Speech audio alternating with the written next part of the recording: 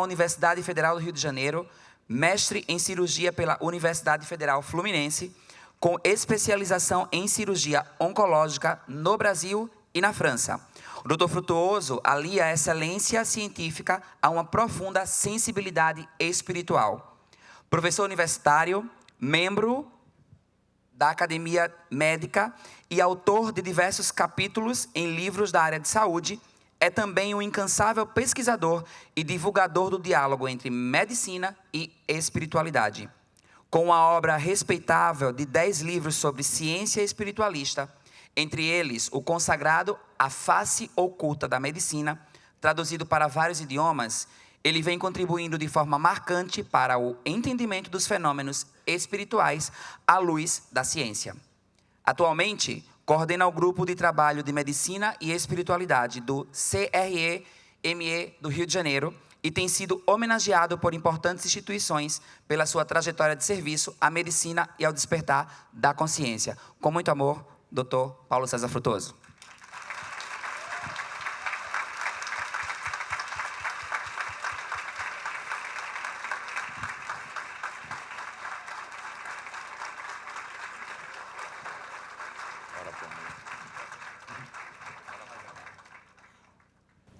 Boa tarde.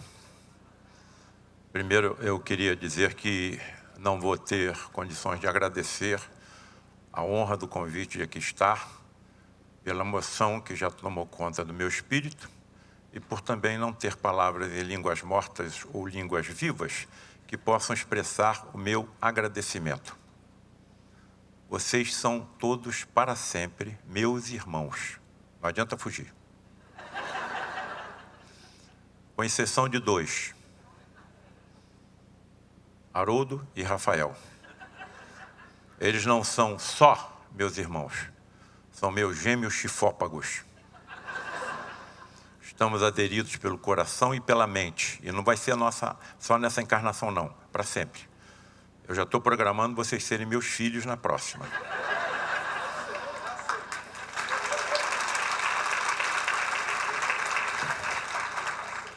Bem, eu acho que cabe aqui uma pergunta importante. Por que eu ingressei nessa história? Bom, vocês estão vendo quem eu sou, né? Não preciso virar para frente nem tirar a máscara. O que me trouxe para cá?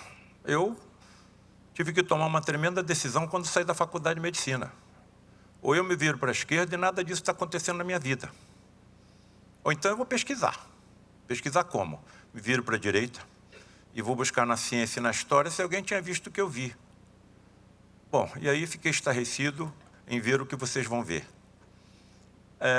Alguém aqui se entregaria anestesiado às mãos de um cirurgião que acredita em fantasmas?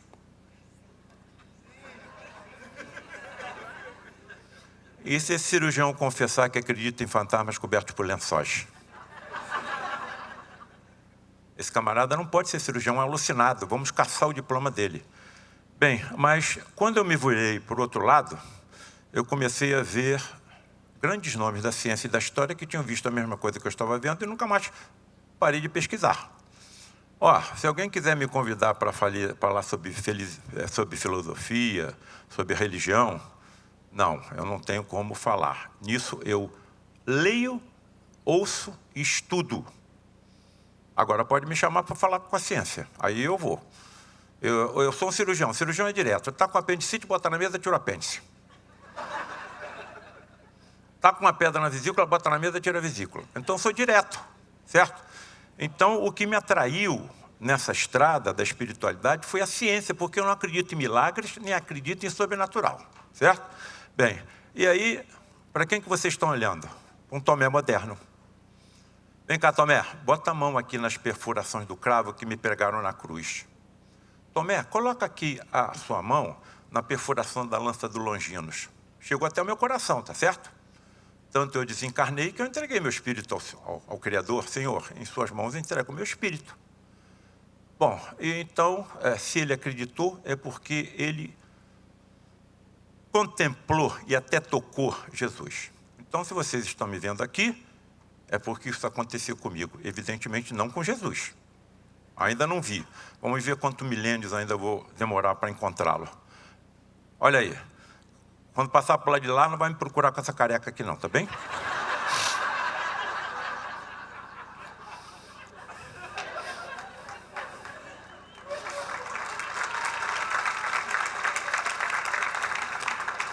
Nenhum cabelo cai da nossa cabeça que se não seja pela vontade do Criador, do Pai. Né? Agora, cada pelo que caía da minha cabeça, eu quase infartava. Certo? E olha que essa situação começou já eu saindo da faculdade de medicina, hein? Eu saindo da faculdade de medicina. Olha há quanto tempo que eu estou nessa estrada. Bem, é isso aí que me atraiu? Não acredito em fantasmas, não acredito em sobrenatural, não acredito em milagre, acredito em leis físicas, químicas e biológicas que a nossa ciência ainda não alcançou, mas vai alcançar. A nossa ciência é humilde o suficiente para confessar que só sabe o que acontece em 4% do universo. O que acontece em 96% do universo, a ciência não sabe ainda. Agora, nada existe oculto que não seja um dia revelado. E se nós mergulharmos nas ciências do multiverso, que você toca? Então vejam que nós estamos no início de uma estrada que eu não vejo o fim. Mas como eu sou imortal, eu vou aprender tudo. Professor Rafael, como estará seu conhecimento tecnológico e científico daqui a 100 mil anos? E daqui a 100 milhões de anos? E daqui a 100 bilhões de anos? E daqui a 100 trilhões de anos? Eu sei o que é que vai acontecer com ele e com todo mundo que aqui está. Primeiro, está todo mundo condenado à perfeição e à imortalidade. Segundo, vamos acumular cada vez mais conhecimento embasado em sabedoria e nos sentiremos cada vez mais felizes, porque vamos cada vez melhor praticar o amor em benefício do próximo. E olha o que eu vou falar agora, da natureza do planeta que nós habitamos. E nós sabemos o que está acontecendo com a nossa natureza. As florestas estão sendo incendiadas, certo? Bem, então... aqui estão as duas personalidades que mais me influenciaram na estrada que eu estou. Frei Luís, um frade franciscano alemão, que foi para o Brasil na primeira metade do século XX, se radicou na região serrana, onde realizou tamanhos prodígios que passou a ser considerado um verdadeiro santo. Até onde eu percebo, os prodígios que aconteciam com ele estavam relacionados com a sua mediunidade. Frei Luís era um poderoso médium. E Luís da Rocha Lima, presidente do Lar de Frei Luís, fundador do Lar de Frei Luís, profundo estudioso da ciência da mediunidade, de quem eu procurei ao longo de mais de 20 anos extrair o máximo de conhecimento, porque o que me agulha desde que eu nasci é a curiosidade científica. Eu quero saber por quê. Por que o céu é azul? Por que a nuvem é branca? Por que o espermatozoide se une com um óvulo, dá 2, 4, 8, 16, 32 células absolutamente iguais em tudo? E, de repente, uma dessas células se transforma no hepatócito, outra no osteoblasto, outra no neurônio. Se são absolutamente perfeitas e iguais em tudo, o que é que está comandando essa diferenciação? Cara, não tem forma sem forma. Então, tem que ter uma forma para dirigir a formação do nosso corpo. E nós sabemos, tem uma forma chamada perispírito. E essa forma já está sendo estudada pelos nossos cientistas com outro nome, campo morfogenético. Então, é por aí que eu fui. Bem, e aí, olha o que me atraiu, não foram os fantasmas. Foi a presença de um fluido de tremenda energia presente em todos nós. E também em todos os seres vivos, sejam eles vegetais ou animais. É com essa energia que quem já passou para o outro lado da vida, outras dimensões, é o que eu prefiro pessoalmente chamar de universo paralelo, com essa energia pode de lá se teletransportar e durante alguns momentos se materializar. Fenômenos extremamente raros em toda a história da medicina, da humanidade. E qual é a razão para que isso aconteça? Se são tão raros, tão perigosos, tão difíceis, atendimento de pacientes graves. Como acaso não existe, principalmente cancerosos, a área que eu mais atuo. Estou completando esse ano 50 anos de cirurgião. A maior parte dos pacientes que eu operei foram cancerosos. Quantos eu operei? E hoje a situação é completamente diferente. Eu estou entrando com microcâmeras de televisão dentro dos corpos humanos. A primeira cirurgia minimamente invasiva que eu fiz, demorei 5 horas. Os meus residentes do Hospital Universitário Pedro Ernesto levam 20, 25 minutos. São mais inteligentes, têm uma capacidade do desenvolvimento da inteligência mais rápida do que a minha, Então, trabalham em 3 dimensões, vendo 2, muito melhor do que eu. Então, o que eu estou fazendo e por que eu estou aqui?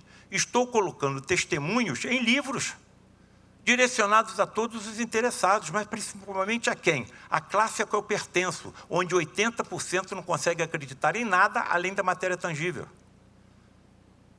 E, evidentemente, aos jovens. Não tenho preocupação com meus colegas, não. Estudam até a exaustão. Trabalham dia e noite, ensinam tudo que sabem aos mais jovens. Passa por lá de lá, o que é que vai pesar? O que fizeram, não o que acreditaram.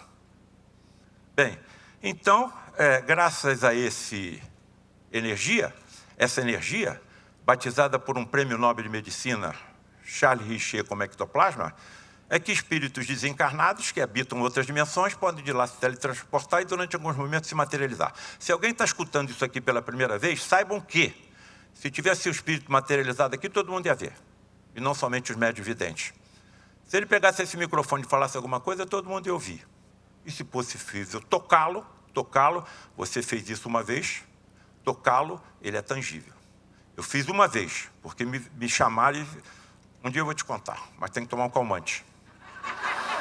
Bem, é assim que as entidades se manifestam. Olha, é assim que as entidades se manifestam, envoltas em mantos luminescentes e esbranquiçados.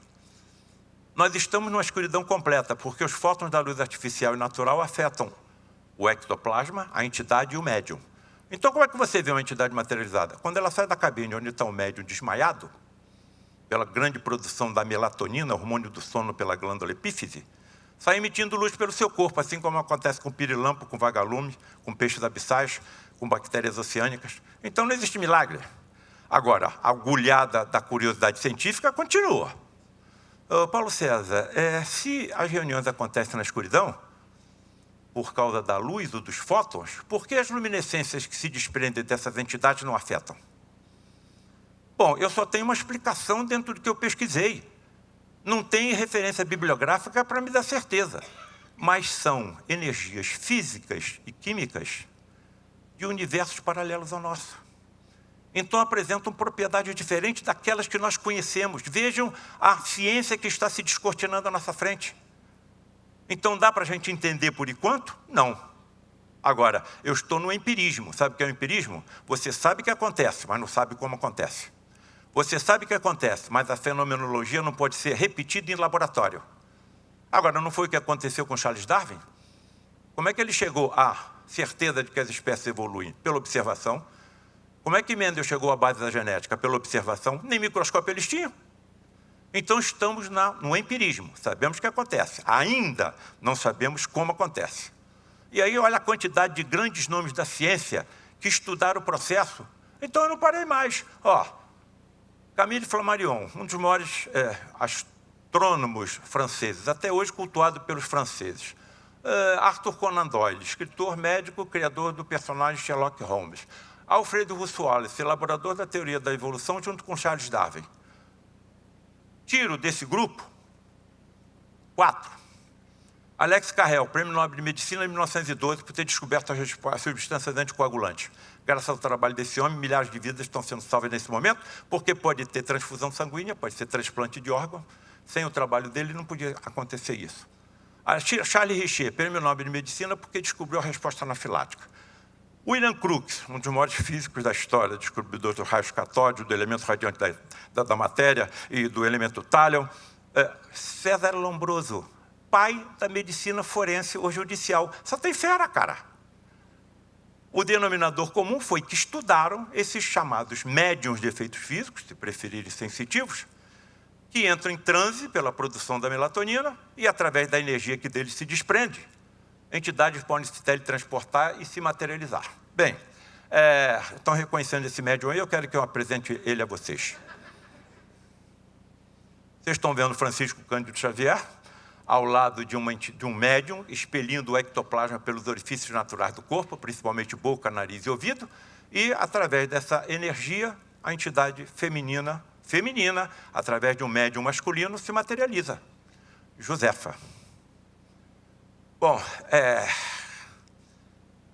aí você começa a ter algumas explicações lógicas e racionais sobre algumas passagens evangélicas. Jesus no Monte Tabor ao lado de Moisés e Elias. Moisés já tinha morrido há mais de 1.500 anos, Elias há mais de 800. Atenção, garotada, irmãozinhos queridos e amados, olha o que eu vou perguntar para vocês. Diante de uma cena dessa, alguém aqui conseguiria dormir? Esse que continuou acordado não tentaria acordar os dois? Ou tentou e não conseguiu? As passagens evangélicas dizem que os dois estavam sonolentos, e os três. E que no final os três viram a mesma imagem. Estarei eu exagerando diante de tudo que eu pesquisei, que estudei, que continuo, ao longo de quase 50 anos, colocar como hipótese que Jesus estava acompanhado por 2 ou 3 desses médiuns de efeitos físicos? Anjos com vestes resplandecentes à porta do túmulo de Jesus, com as mulheres que foram cuidar do corpo dele, todas vendo a mesma coisa. O que eu falei aqui? Nós vemos as entidades materializadas porque apresentam luminescência pelos seus corpos e pelas suas roupas. Estaria eu exagerando, colocar como hipótese que elas estavam vendo 2 espíritos materializados? De onde veio a energia? Provavelmente de algum médium de efeitos físicos da proximidade, ou ainda da desintegração atômica do corpo de Jesus, com uma massa física aproximada de 81 quilos. Vocês têm ideia de quantos átomos vocês têm em 81 quilos? Um pouco mais ou um pouco menos? 7 octilhões. 7 vezes 10 elevado a 27. Bem, então, como é que eu vou acreditar como médico que ele tenha sido chicoteado quase até a morte, que ele tenha sido pregado numa cruz, que ele tenha sido seu tórax atravessado por uma lança, tenha sido seu corpo colocado dentro de uma gruta hermeticamente fechada durante 3 dias no calor do deserto e aparece com o corpo completamente reconstruído? Então, o que foi colocado à minha frente foram explicações lógicas e racionais de que isso é possível acontecer. Então, por que eu vou parar? Vou continuar divulgando. E vamos em frente. É por isso que eu estou aqui. Se eu não tivesse escrito nada, vocês nem saberiam que eu existo.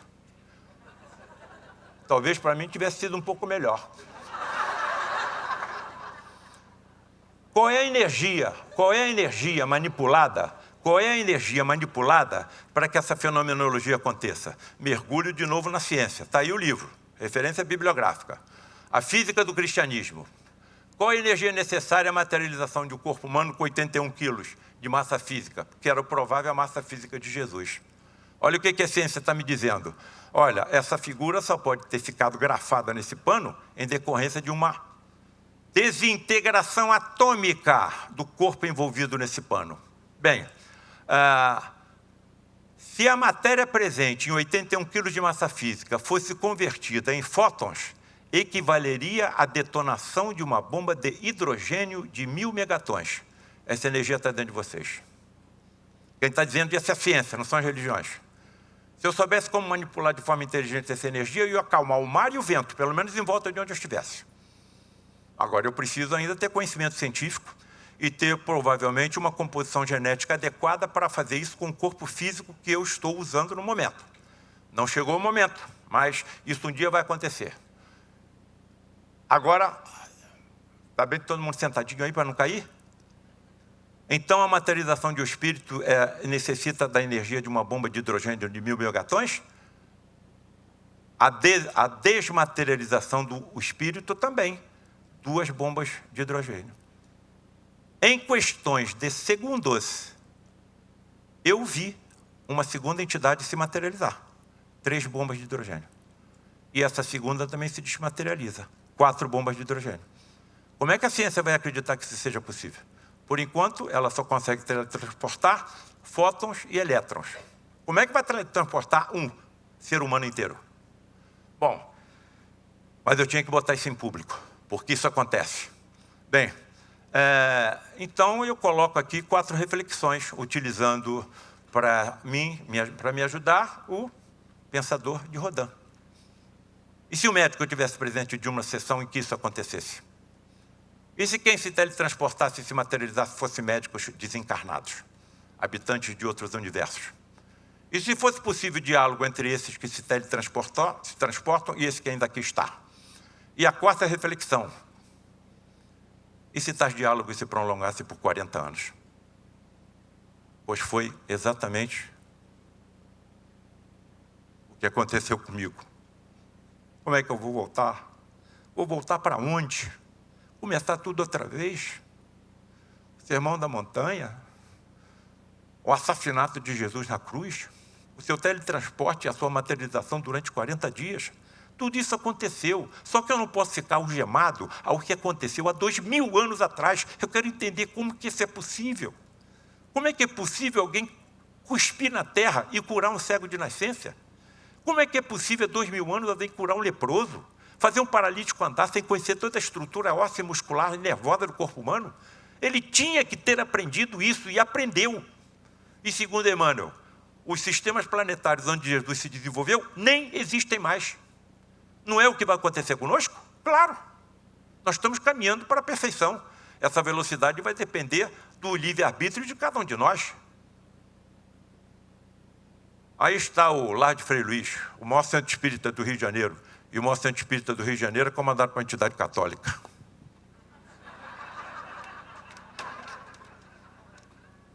Ainda assessorado por outras entidades católicas, Frei Leonardo, Padre Isabel, Frei Beneditino Kelly, Frei Fabiano de Cristo e vai por aí afora. Então nós é que nos dividimos. Somos um único rebanho, aproximadamente 22 bilhões de espíritos, encarnados e desencarnados, com um único pastor. Quem é o nosso pastor? Jesus, o Cristo planetário da Terra. Um espírito criado simples e ignorante igual a nós, que atingiu tamanha evolução que lhe foi concedido o governo de um planeta inteiro, desde que esse planeta era tão simplesmente uma poeira cósmica. Isso há 4 bilhões e 500 milhões de anos. É claro que eu estou preocupado com a mídia. Olha, o aquecimento global está aumentando. As geleiras estão desaparecendo, né? As espécies estão sendo exterminadas. Mas eu vou depositar minha confiança em quem? Num Cristo planetário, que nos comanda há 4 bilhões e 500 milhões de anos. Ele vai deixar que a Terra desapareça em algumas décadas? As soluções virão, como já foi colocado aqui. Já foi colocado pelo Haroldo, tanto que eu falei, olha, parece que nós combinamos o que nós íamos falar. Espíritos evoluídos virão, reencarnarão em corpos iguais aos nossos e trarão as soluções que nós precisamos. Políticas, econômicas, sociais, científicas.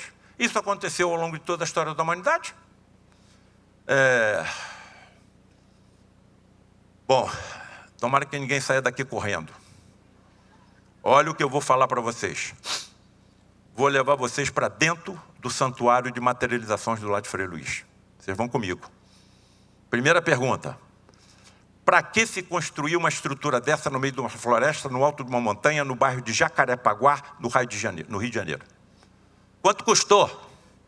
Para quê? Tem alguém maluco aí comandando isso tudo? Gastando isso? A não ser que algo extremamente importante ali aconteça. E aconteceu durante mais de 50 anos. Estão me reconhecendo aí? Estamos subindo em zigue-zague pela floresta. Vamos entrar dentro da nave de materializações. Temos que nos acomodar. Como é que nós vamos nos acomodar na escuridão? A luz que menos afeta o ectoplasma é a vermelha, que no conjunto da luz branca é a menos energética. Então nós vamos nos acomodar na luz vermelha. Olha o tamanho do auditório. Olha o tamanho do auditório, certo? E olha só. 2 cabines atrás de mim, 2 médios de efeitos físicos desmaiados dentro das cabines. 1, 2, 3, 4 leitos e um quinto dentro de uma cabine de acrílico. Nessa cabeceira, o amigo de vocês ficou sentado durante mais de 40 anos. Estou lá até hoje, certo? Apagam-se as luzes, entramos em oração, não é isso? Atenção, atenção e atenção, atenção, atenção. Essa energia é sensível ao próprio pensamento. Essa energia é sensível ao próprio pensamento. Pensamento é energia. Atenção, senhoritas e senhoras que me honram e honram os meus gêmeos chifópagos com a presença. Uma das maiores energias existentes no multiverso é a da prece da mãe pelos filhos. Não esqueçam dessa data, 17 de maio de 2025. Segundo maio, não, é maio. E segundo Emmanuel, a prece da mãe pelos filhos arromba as portas do céu, nada segura. Então eu não posso entrar dentro de uma reunião dessa pensando na festa que eu tenho aqui hoje à noite, no aborrecimento que eu tive na minha casa ontem, ou no meu ambiente de trabalho durante a semana. Sabe por quê? Porque há risco de vida do médium. Porque nós estamos habitando um planeta de provas e expiações. E existem entidades com uma inteligência enorme, altíssima, que sabem como manipular essas energias, mas não para o bem. São diferentes de nós? Nós não usamos a energia atômica para tratar o câncer e também para fazer uma bomba? Não tem a mínima intenção de que essas verdades cheguem até nós, hein? Não tem a mínima intenção de que essas verdades cheguem até nós. Então, são reuniões perigosíssimas, raríssimas, raríssimas e dificílimas. Então, vamos levar 25, 30 pacientes a essas reuniões, colocados em grupo de 5. Olha, apaguemos as luzes, entremos em concentração. Os primeiros fenômenos que acontecem são relâmpagos provindos da cabine, radiações ultravioletas que esterilizam a atmosfera da sala, impedindo assim a infecção das energias hiperfísicas realizadas por cirurgiões teletransportados e materializados. Quem está falando para vocês é um cirurgião com 50 anos de formado. Eu não posso ser um alucinado. Durante 40 anos eu vi isso acontecer, conversando com eles. Além de saberem como manipular a energia ultravioleta para esterilizar a sala, sabe o que eles utilizam? Haroldo, conversa direta com eles. Paulo César, olha, os nossos técnicos também sabem como manipular o oxigênio dessa sala. O oxigênio que nós estamos respirando tem 2 átomos. Eles transmutam o oxigênio em ozônio, que tem 3 átomos. Aí o que a ciência me diz? 98% dos micro-organismos conhecidos pela ciência são sensíveis ao ozônio. Que inteligências são essas? E se os nossos colegas, sei lá, cirurgiões e paramédicos soubessem como realizar isso? Agora nós vamos chegar lá. Vamos chegar lá. Bem, aí está um desses médiuns do lado de Frei Luís, já desencarnado. As reuniões não acontecem desde 2015, quando o último médium desencarnou, e ele está em transe, eliminando ectoplasma. E aí o que acontece? Saem os clarões, abre-se a cortina e sai uma entidade iluminada com tamanha luminescência que dá para ver o corpo do médium desmaiado no fundo da cabine. Estão vendo os mantos volvinitentes e luminescentes envolvendo a entidade? E a fisionomia da entidade é diferente do médium. Então, são 2 entidades diferentes.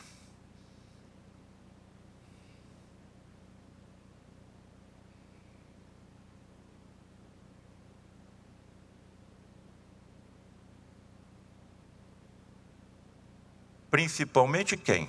Médicos. Sabe quem é que está aqui? Frederic von Stein, cirurgião do exército nazista. Se aproximou do lado de Frei Luís porque no nosso educandário, com mais de 500 crianças, estavam judeus reencarnados, o ódio persistia. Só que caiu nas malhas do amor de Frei Luís, que também era alemão, e ficou 10 anos sem se manifestar. Quando se aproximou, Haroldo, Rafael, se incorporava num médium, batia os calcanhares, elevava a mão ao ar e saudava Hitler em alemão. E falava em alemão, pelo fenômeno da xenoglossia. Tínhamos um senhor austríaco no grupo que entendia tudo que ele falava. Quando percebeu os equívocos que tinha cometido e que continuava, ficou 10 anos sem se manifestar. Quando voltou a se manifestar, o médium Gilberto Arruda já estava no grupo, e os maiores fenômenos que eu pesquisei ao longo de, por enquanto, 47 anos, ali aconteceram, diante de tudo que eu pesquisei.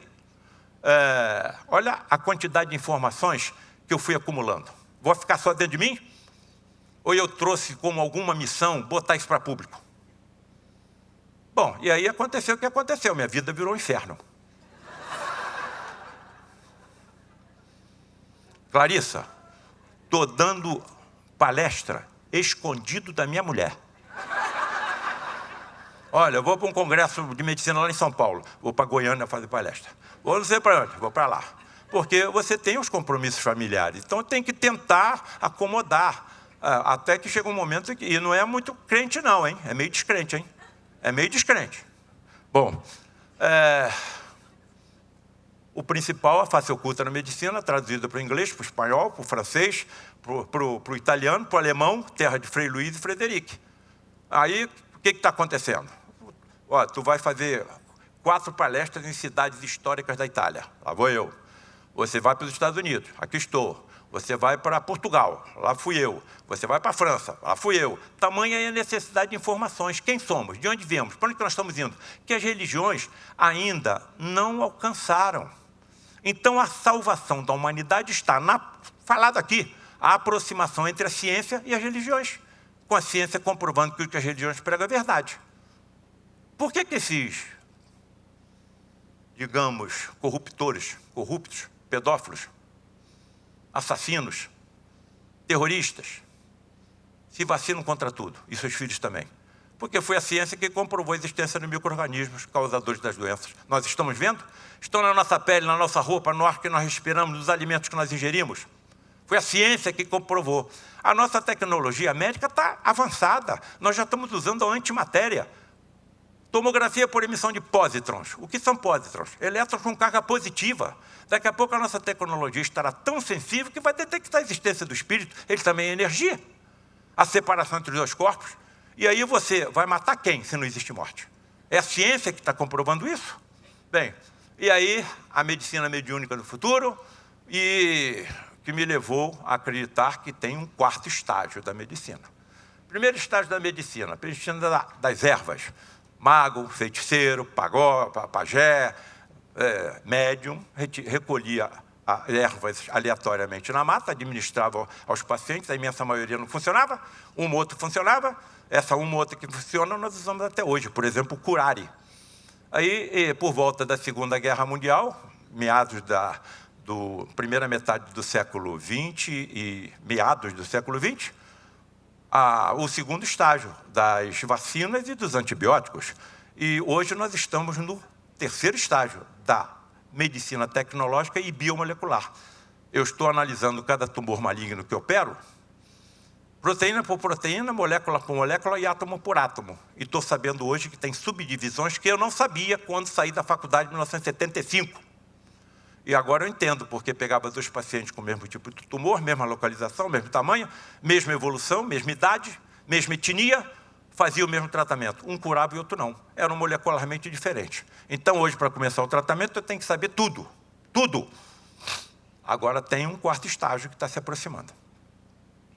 O da medicina mediúnica. Eu vou desencarnar e vou reencarnar. Vou ser médico de novo. Vou entrar numa faculdade. Primeira coisa que eu acho que eles farão comigo, claro que eu vou trazer uma sensibilidade mediúnica, mas eu preciso de alguma conformação genética diferente. Por que meu pai via e eu não via? Por que meu pai ouvia e eu não ouvia? Por que meu pai captava a mensagem telepática e eu não? E minha mãe também? Há uma diferença genética entre eles e eu. Então eu acho que o que vão fazer comigo, olha, abre a boca. Abri.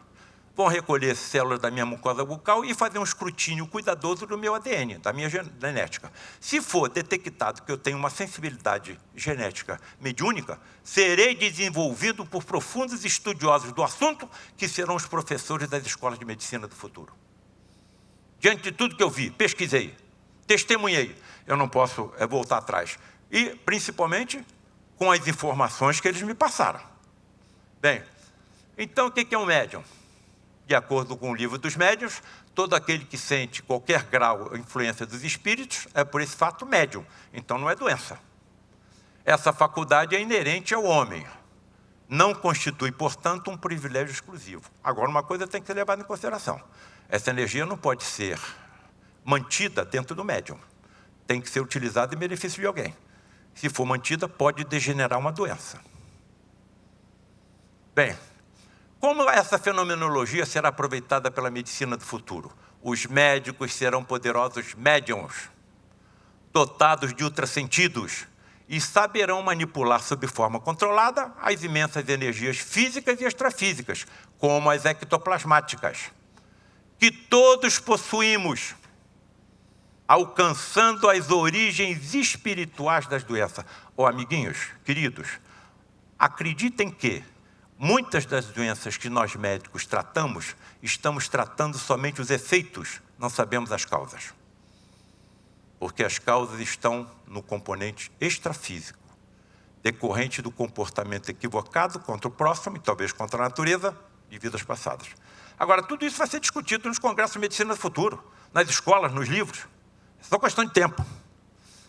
Bom, então aqui está a sede de muitas das doenças. O perispíreo, que é a forma do nosso corpo físico. Agora, qual é a diferença entre eles e nós? Esses médios ostensivos. 7%, de acordo com a referência bibliográfica, do livro Experiências Psíquicas Atrás da Cortina de Ferro. Qual é a diferença entre eles e nós? A glândula pineal. Deles é diferente. E aí a gente cai, novamente, na ciência. Nosso colega Sérgio Felipe de Oliveira, através de pesquisas da glândula, com raio-x e tomografia, revelou a presença dos cristais de apatita magnetizados. Quanto maior o número desses cristais, maior a capacidade de uma pessoa captar e exteriorizar energia. Agora, o que é que está detectando o número de cristais de apatita na minha glândula pineal e na de vocês? Até onde eu percebo, a própria genética. Aí está o que ele encontrou. Então, um médium com a genética para cristais de apatita em sua glândula pineal, e sinapse adequada, Haroldo, olha quem aqui está fazendo palestras maravilhosas sobre isso, o nosso colega Décio. Vale a pena você ouvir, bora entrar na internet. Poderá, então, captar e utilizar de forma inteligente as suas energias físicas e extrafísicas. Então, nós estamos no caminho, certo? Agora, lembro aqui aos meus amiguinhos queridos, aos meus irmãos, aos meus entes queridos, que a maior parte do meu trabalho, envolvendo medicina e espiritualidade, está baseada em diálogos travados com médicos desencarnados, incorporados em médiums ou materializados pela ectoplasmia, que coloca na minha situação, tá? Bom, ao longo de 1978 até 2015, quando o médium, através de quem ele se materializava, teve a sua casa dentro do lar de Frei Luiz invadida, foi torturado e assassinado. Geralmente esses médiuns têm morte violenta. Um desses lá no Nordeste foi assassinado pelo caseiro, e depois o caseiro nem se lembrava do que tinha feito. A rigor, nós sabemos. Olha que quando o Frederic se materializou e foi fotografado, trouxe um lírio nas suas mãos. Um lírio. Quando o Frei Luiz habitava o convento, na cidade de Petrópolis, era quem cuidava dos jardins do convento e adorava lírios e violetas. E o lírio ficou, por nós, considerado o símbolo de Frei Luiz. Bom, então, medicina, espiritualidade e mediunidade. Então, aqui estão seus 4 livros, por enquanto. A face oculta na medicina, a medicina mediúnica do futuro, câncer, aspectos históricos, científicos e espiritualistas e medicina ectoplasmia. Então, está baseado no que eu conversei com os meus colegas, certo? Bom, poderão no futuro os colegas espirituais nos esclarecer sobre as causas kármicas das doenças? Sim, poderão.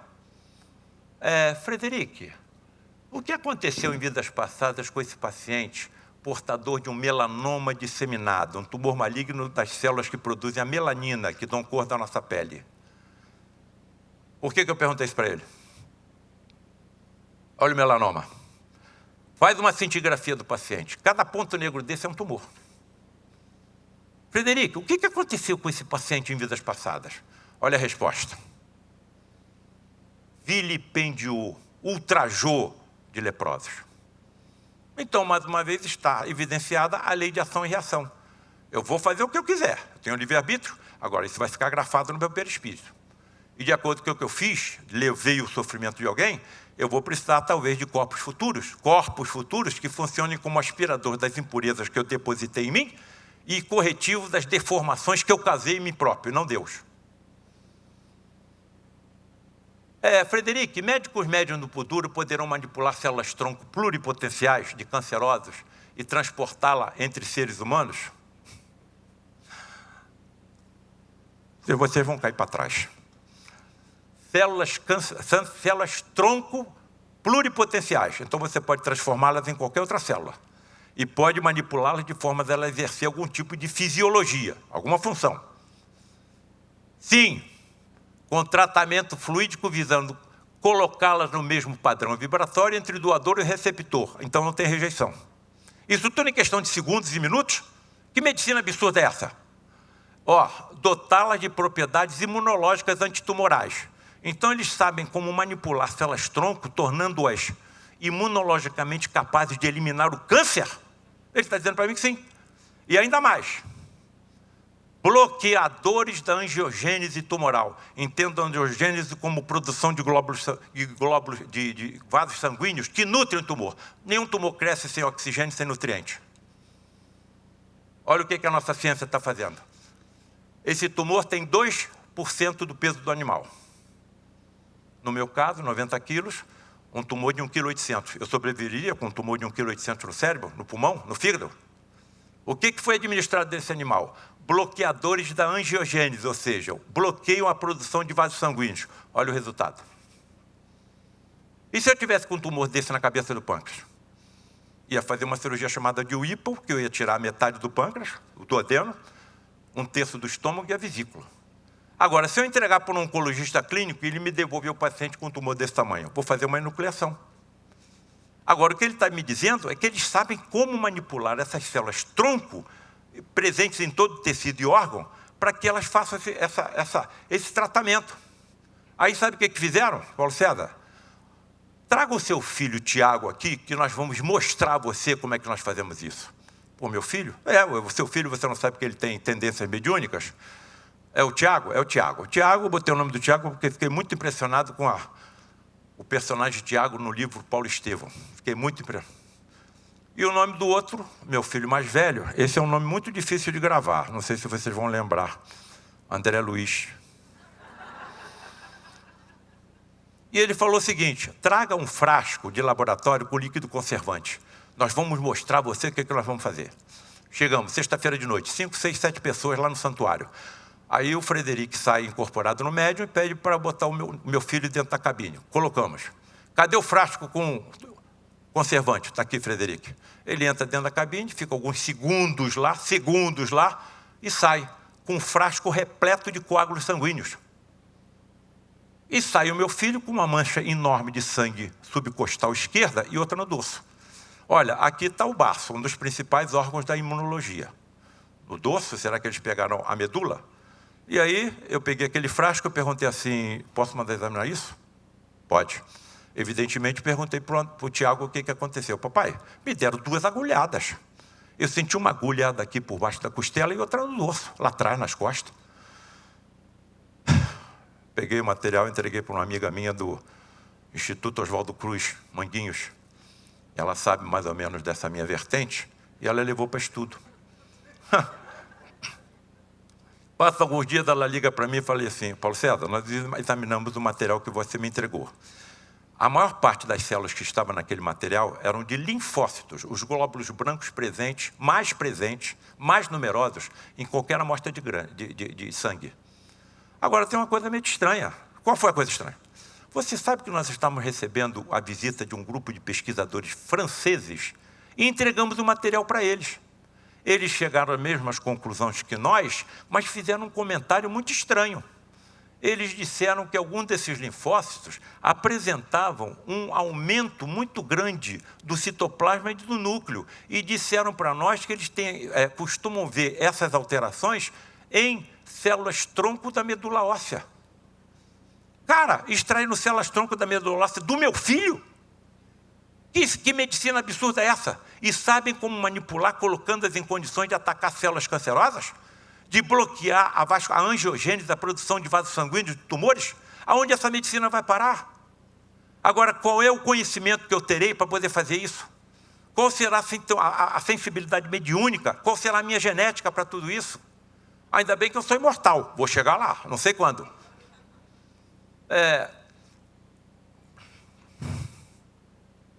Será que eu vou contar? Vocês vão sair daqui correndo. Bom, chego eu, olha, cabeludo, hein? Ficava numa sala de tratamento dos pacientes. Mais grave, reunião pública. Vem cá, Rafa. Não vou te operar, não. Vem cá. Rápido como quem rouba. Aí eu tirava o meu relógio e botava do lado. Sentava. Eu ficava em oração com um grupo, enquanto Frederico cuidava dos enfermos. Tirava o meu relógio e botava assim. Acaba a reunião, vou pegar o relógio. O relógio sumiu. E ninguém tinha se aproximado de mim. Aí o Rocha Lima vinha na sala, correu tudo bem. Doutor Rocha Lima, o meu relógio sumiu e ninguém chegou perto de mim. Não traga instrumentos materiais metálicos nem valiosos para cá, porque a manipulação de energia nessa sala é tremenda. Chame o médio Gilberto Arruda de volta. Voltou o Gilberto, eu estava no carro indo embora. A reunião tinha acabado, reunião pública. Na penumbra, eu, um outro colega médico, Gilberto e Luiz da Rocha Lima.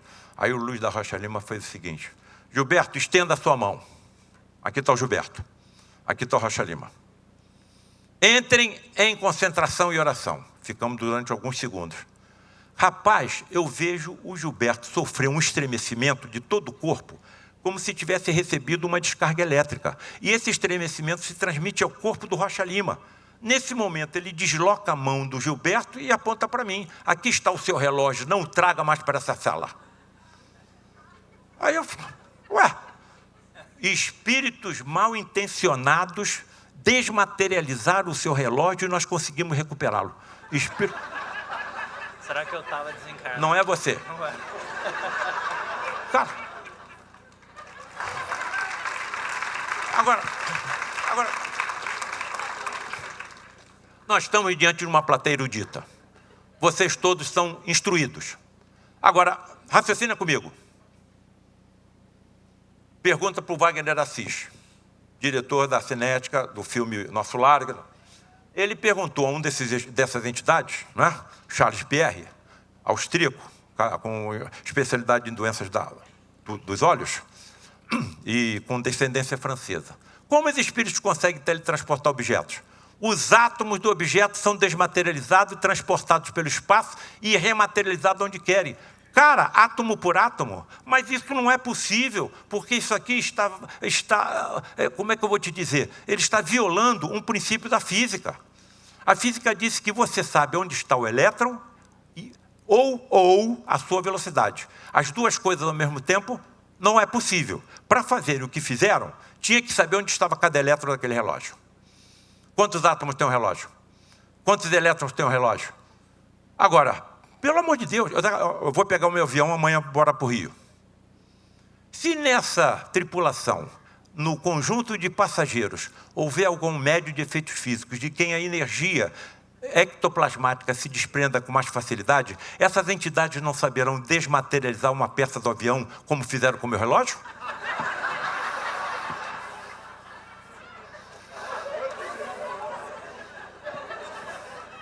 Sabe qual é a resposta? Sabe qual é a resposta? Óbvia. Se nós não estivéssemos sob a proteção de um Cristo planetário chamado Jesus, com as legiões de espíritos sob seu comando, a Terra seria um inferno pior do que pintado por Dante Alighieri. Graças a Deus nós temos um Cristo planetário. Agora, acontecia materialização de objetos nas reuniões de materializações do Frei Luís. Eu acabei de escrever um livro e lancei, é um livro importante para você, intitulado Justiça e Ectoplasmia. Haroldo, uma vereadora no Rio de Janeiro foi assassinada há 6 anos atrás. Até hoje, não se sabe aonde foram parar as armas. Foram lançadas na Baía de Guanabara. Se eles teletransportam objetos como espadas, adagas, punhais, garruchas, isso para um colecionador de armas seria um tesouro. Nos tribunais do futuro, será que, através de médios de efeitos físicos, armas ocultadas por assassinos não poderão ser recuperadas? Daí o nome do meu livro, Justiça e Ectoplasmia. Eu não tenho mais condições de me segurar. Você, pelo amor de Deus, faça oração por mim. Eu já estou com o espírito me desprendendo do corpo. Bom. Agora, isso tem uma visão positiva. Vai comigo, eu sou cirurgião. E se eu soubesse fazer o que essas entidades fizeram? Tu pode taxá-los de tudo, hein? Traiçoeiros, violentos, maledicentes, obsessores, menos de ignorantes. São cientistas, inteligentíssimos, e sabem como manipular tudo isso. Agora, eu tenho uma vertente positiva. Se eu soubesse fazer isso, eu não poderia desmaterializar cálculos dentro de uma vesícula? Dentro de uma bexiga, dentro de um ureter? Eu não poderia desmaterializar placas de ateroma que estão obstruindo as coronárias? Eu não poderia desmaterializar tumores malignos no pulmão, no cérebro? Tudo isso é feito de átomo. Aonde vai parar? Ou não vai parar? tem fim isso? Eu não consigo perceber, mas eu vou chegar lá. Bem, qual é o médico que vai acreditar nisso? Atenção para a mensagem, para a imagem que será mostrada. Guarda para sempre. Olha a imagem que eu vou mostrar para vocês. O médium Gilberto de efeitos físicos cuidando de um paciente no leito. Olha o que está saindo pela boca e pelo nariz. Uma substância branca, ectoplasma.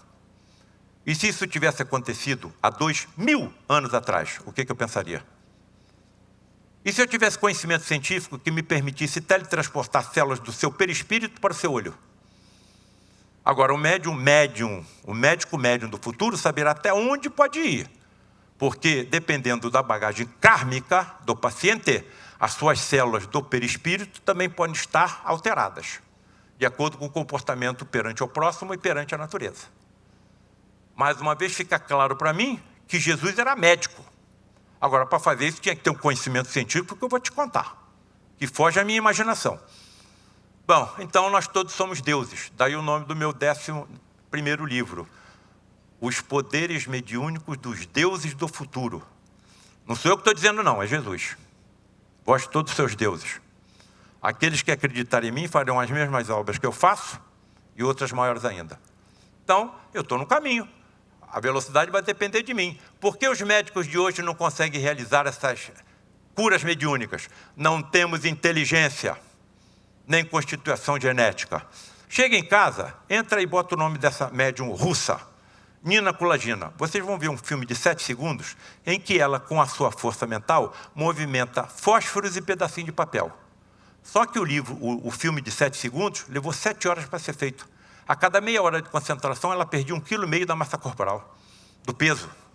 Aí tinha que parar, alimentar, hidratar, descansar, para depois continuar. Então, não temos a constituição genética adequada. Mas, porém, todavia, contudo, estamos no caminho.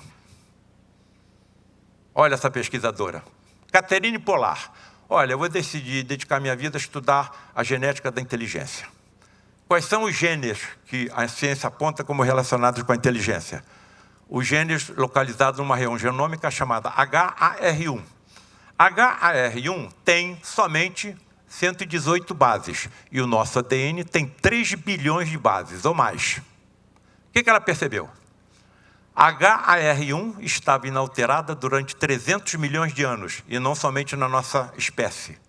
E, nos últimos 6 milhões de anos, vem sofrendo mutações seguidas. E a nossa inteligência está aumentando. A engenharia genética não pode acelerar isso? Agora, pergunta, o que manteve a HAR1 inalterada durante 300 milhões de anos? E o que está acelerando a evolução de HAR1 nos últimos 6 milhões de anos? Mais uma vez fica claro que temos inteligências e inteligências sublimes nos acompanhando. Então, a medicina mediúnica do futuro será energia mentalmente direcionada, que eu acho que é o que aconteceu com o nosso médico dos médiuns, Jesus. Quem tocou nas minhas vestes? Senhor, estamos no meio de uma multidão, como vamos saber? Mas alguém tocou, porque eu senti sair de mim virtude. Entendamos virtude como energia. Se não foi ele que curou a hemorroísa, quem curou? Até onde eu percebo, sou muito cuidadoso, hipótese, médicos que o acompanhavam, que se utilizaram da sua energia e da psicosfera da fé da hemorroísa e a curaram. O servo do centurião, o centurião só soube que estava curado no dia seguinte. Estava localizado a quilômetros de distância. Se Jesus não foi até lá, quem é que curou? Médicos que o acompanhavam. E que, mais uma vez, se apoderaram, né, da psicosfera adequada da fé do centurião e talvez do próprio servo. Bom, mas como se dará no futuro a captação das orientações dos médicos espirituais pela intuição nítida e clareaudiência de médicos? Nós vamos nos manter em comunicação telepática com os colegas que estão me acompanhando. Não adianta negar. Nenhum médico na Terra, nem os que nisso não acreditam, estão sozinhos. Eu só sei tratar do casulo. Quem é que está tratando da borboleta? Médicos que me acompanham. O André Luiz é claro aí. E o que mais possível será esse médico médium no futuro? Olha aí. Eu estou colocando aqui porque eu vi isso acontecer. Ninguém me contou e nem eu li em livro. Vi. Percepção do mundo espiritual pela evidência. Visão por transparência. Visão microscópica, ultramicroscópica. Não chegou o momento, cara. Se os médicos tivessem visão por transparência microscópica, todas as empresas que fabricam os instrumentos que nós utilizamos vão fechar as portas. Nós vamos causar uma multidão de desempregados. Cirurgias hiperfísicas, aquela que ultrapassa o limite físico do corpo humano. Desintegração molecular de anomalias. Desintegração, cara, eles sabem como desmaterializar tumores. Eles sabem. Agora vai ter que analisar qual é a bagagem kármica de cada um. A materialização de próteses de ectoplasma, percepção das causas kármicas das doenças, incursões intracorpóreas e muito mais. Olha a medicina mediúnica que me aguarda. Bom, então... Cadê? Aí eu procuro uma médica ou um médico médium que possa me dizer o que acontece com ele quando ele entra no centro cirúrgico. Atenção às minhas gerações que aqui se encontram. Eu tenho 75 anos, vocês vão saber o que eu vou falar. A garota, o Haroldo e o Rafa nem tinham nascido quando eu comecei a estudar isso. Tá? Mas os mais antigos da minha geração vão saber. Aí perguntei uma médica, o que acontece com você quando você entra no centro cirúrgico? Muito fechada. Sabe o que ela fez? O quê? O que acontece com você quando você entra no centro cirúrgico? Vou pensar. Não falou nada. Eu falei, caraca. Aí passou uns 10 dias, você pensou? Ó, vou atender seu pedido com uma condição. Qual é? Que você não coloque o meu nome no livro. Tá bom, vamos botar um... Aí fiz algumas perguntas para ela. Ela disse o seguinte, mandou uma resposta por e-mail, cada resposta enorme. Haroldo, a resposta que ela estava dando era tudo que eu já tinha colocado em 12 capítulos desse livro chamado Medicina Mediúnica do Futuro, e ninguém sabia que eu estava escrevendo livro nenhum. Ela diz que entra num centro cirúrgico, ela vê mais médicos espirituais do que nós. Nenhuma equipe está sozinha. Aí ela se vê ladeada por 2 médicos que ela chama de mentores. Ela vê o interior dos corpos, entra dentro do interior dos corpos e começa a ver os órgãos por dentro. Por isso ela não queria colocar o nome dela no livro. Aí sabe o que ela faz? Ela entra dentro das células, ela vê cromossoma, ela vê mitocôndria, ela navega pela corrente sanguínea, vendo hemácia passar por cima, por baixo, pela direita e pela esquerda. A garotada da minha geração. Me lembrei de um filme de ficção científica chamado Viagem Fantástica. Mas você não, você é criança. Estou falando agora, tá, de 70. Em que cientistas miniaturizam um submarino com médicos dentro, injetam no paciente com uma lesão cerebral, eles vão até lá e eliminam a lesão com raio laser. Eu vou botar o nome desse capítulo de Viagem Fantástica. Ia escrever um capítulo, escrevi 2. Aí ela virou para mim e falou assim, o que eu estou te contando não é nem 1/1000 do que acontece comigo. Frederic, então, caminhando já para o final, hein? Médicos no futuro saberão desmaterializar peças anatômicas e defeituosas? Sim. Aí sabe quem que eu levei para uma intervenção dessa? Um professor meu que me ensinou tudo que sabia da cirurgia do câncer durante 20 anos e desenvolveu uma insuficiência mitral. O coração bombeava o sangue para frente e vinha para trás, acumulava no pulmão. Quando acumula no pulmão, asma cardíaca. Não acreditava em nada. Já estava indo para o Instituto do Coração em São Paulo botar uma prótese. Professor, sei que não acredita em nada, ninguém vai lhe cobrar nada, o senhor gostaria de ir assim, assim, assim, na reunião? Vou. Foi colocado no leito, Frederico mandou tirar a camisa dele, eu e mais 3 colegas vendo tudo que acontecia, na penumbra, e aí ele disse o seguinte, olha meu irmão, não duvido que você vai receber, com a sua dúvida dificultará. Aí levou a mão em cima de uma lâmpada elétrica em cima do leito, girou o potenciômetro e ficou uma luz azul muito clara. E nós víamos tudo o que ia acontecer. Massageou o tórax do meu professor e, sem se descuidar, falou assim, Paulo César, aquela voz germânica, Paulo César. Pois não, Frei Luiz, Frederico. O que você está vendo? Olha, fale em voz alta para os seus amigos. Aí onde você está massageando o tórax do meu professor, eu estou vendo uma poça de sangue, estou sendo bem claro. E no meio dessa poça de sangue eu estou vendo alguma coisa branca. Pegue isso branco que você está vendo e puxe. A válvula mitral dele veio na minha mão. Lembre-se que eu sou cirurgião há 50 anos. Eu não viria para cá para contar fantasia, tá bem? Estamos juntos. Sabemos que somos peças de um quebra-cabeça que está sendo montado para salvar a humanidade. Comigo estava um cardiologista. Pediu a peça. Paulo César, Até a cordoalha tendinosa está aqui. Um conjunto de filamentos que impedem que a válvula mitral abra mais do que deva. Quem estava vendo isso na peça era um cardiologista, em 1981. Posso fazer outra pergunta? Pode. Se a válvula mitral dele está na minha mão, como é que ele está vivo? A medicina de vocês saberá como fazer isso no futuro. Nós fomos desintegrando molecularmente, átomo por átomo, molécula por molécula, a válvula defeituosa. E à medida que ela estava sendo desmaterializada, nós fomos materializando no local uma prótese de ectoplasma, que adquire as mesmas características do receptor e não tem rejeição.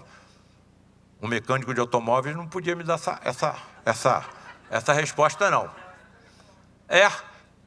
Se esses caras sabem como desmaterializar uma válvula mitral, os médicos médiums do futuro vão poder desmaterializar e, simultaneamente, colocar uma prótese que ocupe totalmente o lugar de um coração? É isso que eles estão me mostrando lá no fundo? Isso pode ser feito com o fígado, isso pode ser feito com o rim, isso pode ser feito com os olhos, isso poderá ser feito com o cérebro? Estou colocando como suposição, mas estou mostrando o testemunho que me foi colocado. Para acabar, agora eu vou precisar de vocês. Vou precisar de vocês, hein? Recebo uma carta de um cirurgião cardíaco de Goiás. Prezado Dr. Paulo César, meu nome é CV, e ao término de uma cirurgia... caraca, alguém me ajude aqui, pelo amor de Deus. Estou sem meu neto, meu neto de 6 anos, para acabar. O que eu faço agora? E agora? É para acabar mesmo. O que eu faço?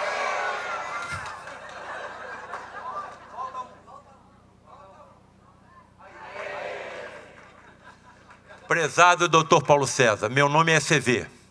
Ao término de uma cirurgia cardíaca em setembro de 2019, para a instalação de 2 pontes safenas e uma mamária em um paciente rígido com 77 anos de idade, fomos surpreendidos por uma ruptura da artéria aorta cardíaca. A cirurgia estava pronta. Vamos fechar o tórax. A artéria aorta cardíaca é o maior vaso sanguíneo do corpo humano. Rompeu, com consequente quadro hemorrágico.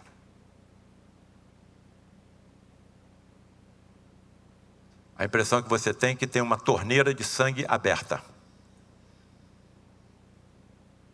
Esta era a situação, uma inundação de sangue decorrente da ruptura da artéria aórtica. Essa é a vida do cirurgião. Quando corre tudo bem, tudo bem. Quando não corre, é isso aí. E a família está lá esperando. E a cirurgia já estava pronta.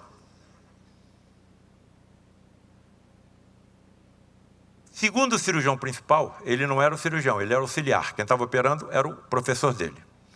Segundo o cirurgião principal, o caso estava perdido. O caso está perdido. Tudo que era possível fazer, já fizemos. Não tem como salvar esse paciente. A hemorragia tornara-se incontrolável. E aí, olha só o que acontece.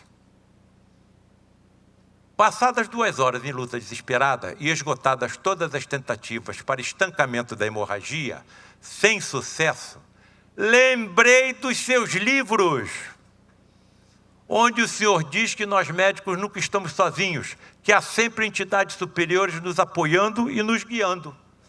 Pedi então em pensamento que, se existisse alguém ali me apoiando, que me fosse mostrada alguma solução para aquele caso aparentemente insolúvel. Imediatamente uma ideia surgiu à minha mente. Não foi adotada imediatamente, não. O professor falou assim: não adianta, cara, esse paciente está perdido. Tudo que era possível fazer nós já fizemos. Professor, por favor, tente pelo menos essa última sugestão que eu estou lhe dando. E o professor aceitou. Para a surpresa de todos, em menos de 2 minutos o sangramento foi sendo contido e o paciente salvo sem qualquer sequela. Agora, eu vou precisar de vocês. Continuo nessa estrada ou pulo fora? Será que se eu não tivesse escrito nada, esse paciente tinha sido salvo? Teria sua encarnação prolongada? Então, o que eu estou fazendo é isso aí. Lucas, Mateus e Marcos. Estou colocando a luz, não estou colocando a luz embaixo do candeeiro. Me ajudem a divulgar essas verdades. Sabe por que eu estou pedindo? Todo mundo aqui, conhece médico. Todo mundo aqui conhece médico. E eu mostrei que o livro A Face Oculta na Medicina está traduzido para mais 5 idiomas pela Amazon, inclusive em inglês. Então, se alguém puder empurrar essa semente aí no colo de algum médico, eu acho que é importante pelo trabalho que nós estamos fazendo. Certo? Então, a ciência sem a religião é manca e a religião sem a ciência é cega. Nenhum médico que honra a sua profissão jamais estará sozinho. Estão me reconhecendo aí? Eu quero que eu tire a máscara. Eu não entro em nenhuma cirurgia sem colocar esta imagem na minha cabeça.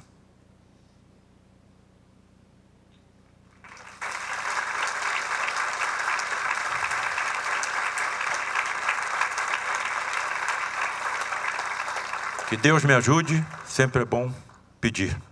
Quando eu não peço, os meus assistentes, qual é, professor, não vai falar nada não?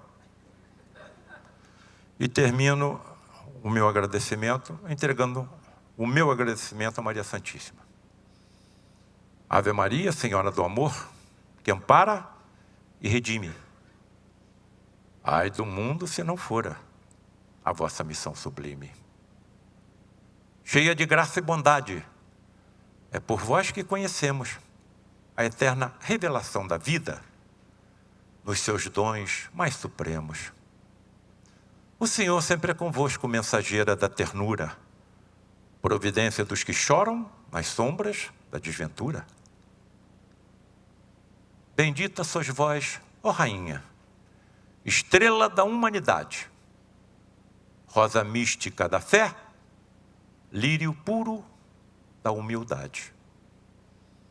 Dentre as mulheres sois vós, a mãe das mães desvalidas, nossa porta de esperança e anjo de nossas vidas.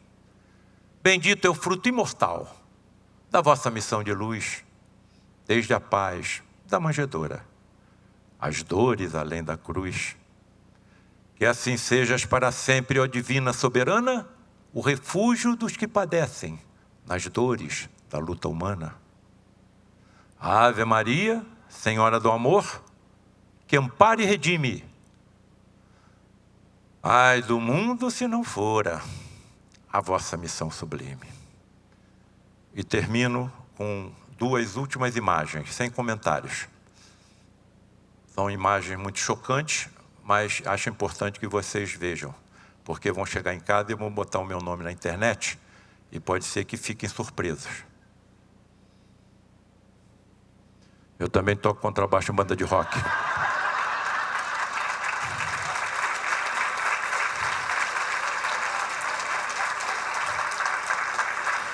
Eu também sou dançarino profissional.